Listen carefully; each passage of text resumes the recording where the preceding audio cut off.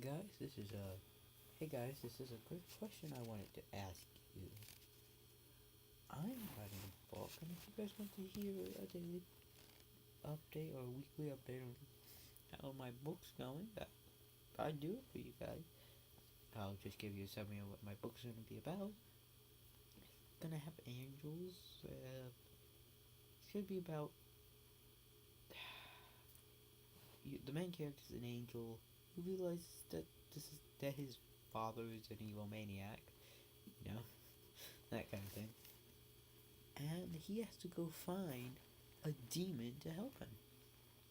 So it it'd be best if I guess I told you because it's kind of like an advanced society mixed with like angels and demon stuff, but it doesn't go into like the full extent of everything. Anyway, here's the book right here. See, he's got. Let me read you chapter one. Okay. Chapter one. My name is Alvar Flameheart, and this is the story of how I left my home in the hope of a better world. My home is named Veskos, and to understand it, you need to know what we were all told it was founded on. The story is that in ancient times, two brothers believed in two different gods, but both believing that there was only one god. They began to fight over who was right. One was named Gadriel Flameheart. He believed in a god named God, and therefore called himself the Archangel of God. While the other was named Callus Flameheart. He believed in a god named Satan. Callus called himself Satan's chosen Christ, also believed that anyone who worshipped God was a traitor to man and the devil alike. And meeting of good and bad under the white flag, Callus made his name. He jumped up with his trident and impaled the nearest angel. He died immediately. Everyone was paralyzed with fear. In that time of fear, Callus took the liberty to take two more angel lives. Chaos rose immediately. Warborn heroes were being slain before everyone's eyes. The rest of the demon army joined in the massacre. The angels had to call a retreat even though there was really no one left and nowhere to retreat. The only people to survive the attack were a general, a lieutenant, 2 foot soldiers, and Gadriel. Only the lieutenant Supator, Gadriel, and Gadriel stayed together to continue to fight the war in secret. The only support they had was God's will. Gadriel and Supator knew of many who wanted to help but feared for their families. No one wanted to help a lost cause. They had a meeting in order to get some support. However, people said to quit while they were ahead. It was there that Gadriel said what made him famous, from now till forever. We shall never be ahead. The devil will always be ahead. When this fight is over, we shall still be behind. We will never find all the evil in this world. There will always be a hidden enemy. There will always be a devil after Satan is dead. There will always be evil, but that is why there is good. Good will try to outbalance evil, and evil try to outbalance good. We may never win this war.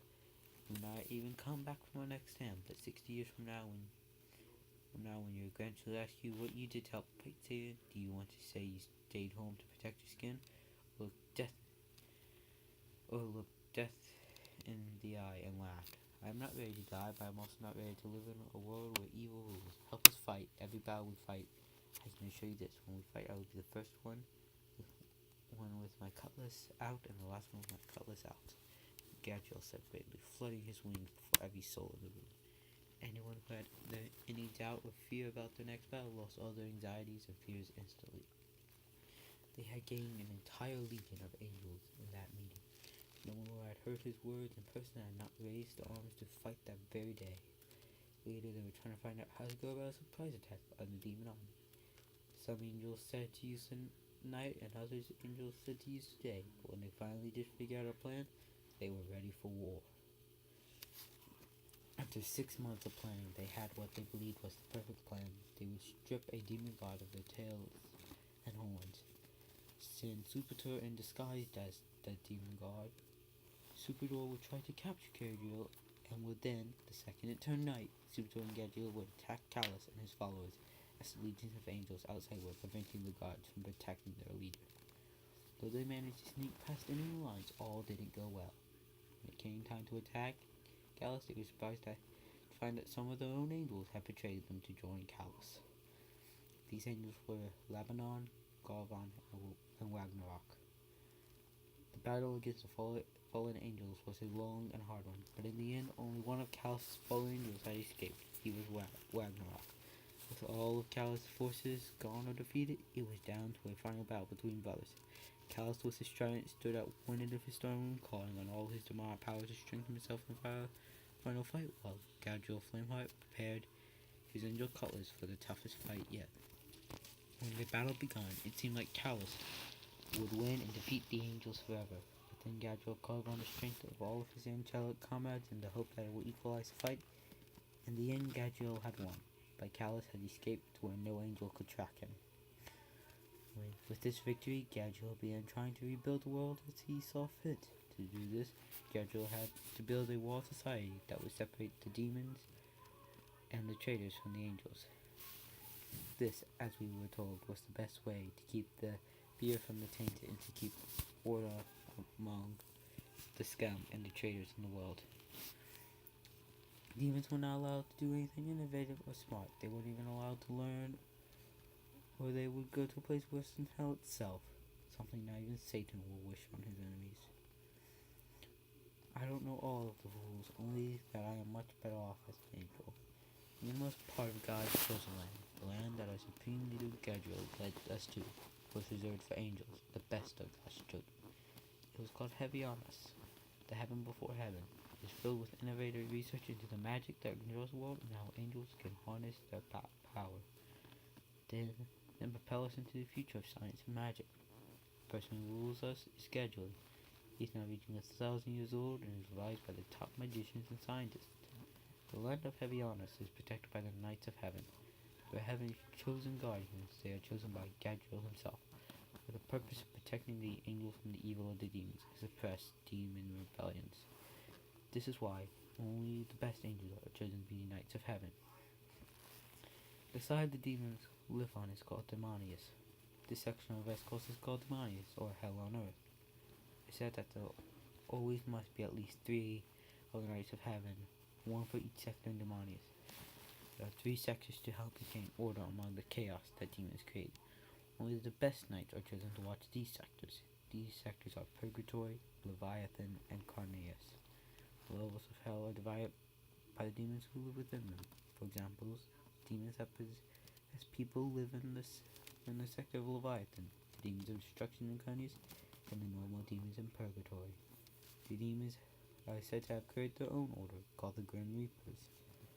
The Grim Reapers call themselves Hell's sacred children, the ones that will bring true truth upon the world.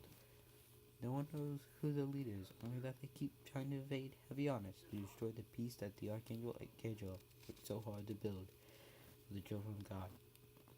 Gadriel and the Knights of Heaven did their best to limit the demons' powers. However, they could only go so far to Demonius and only do so much to their power.